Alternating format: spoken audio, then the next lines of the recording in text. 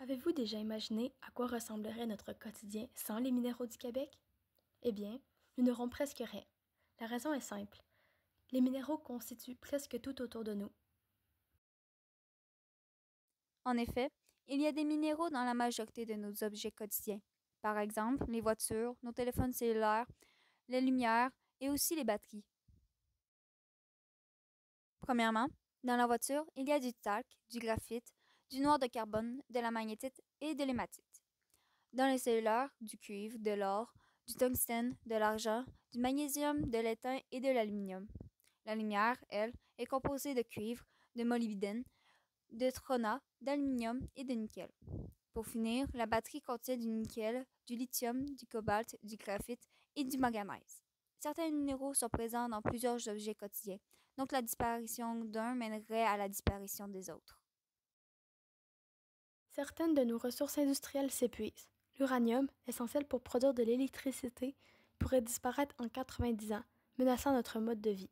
Le cuivre, utilisé dans les câbles et les fils électriques, n'a que 31 ans de réserve, tandis que le fer, autrefois estimé à 78 ans, s'épuise aussi.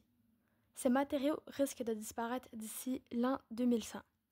Contrairement à ces deux matériaux exploités dans les mines, l'or sera disponible durant une très longue période de temps. Comme de fait, l'or est un métal recyclable, donc il est presque impossible à l'instant de manquer de ce matériau même si les ressources sont épuisées. Sans les minéraux, nous retournerons à l'âge de pierre. Nous n'aurions plus de moyens de transport et serions dans l'obligation de se déplacer à pied. De plus, la lumière et la chaleur ne seraient plus accessibles autres que celles fournies par les rayons du soleil et par la chaleur corporelle.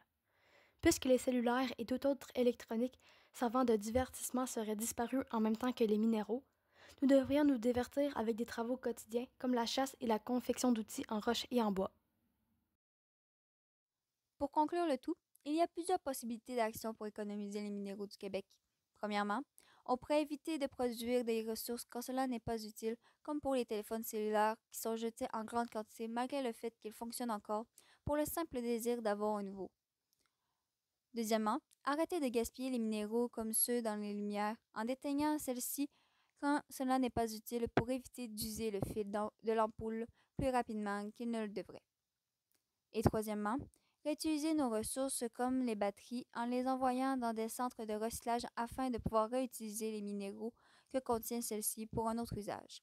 Donc, il faut prendre soin de nos minéraux si l'on veut conserver notre société actuelle.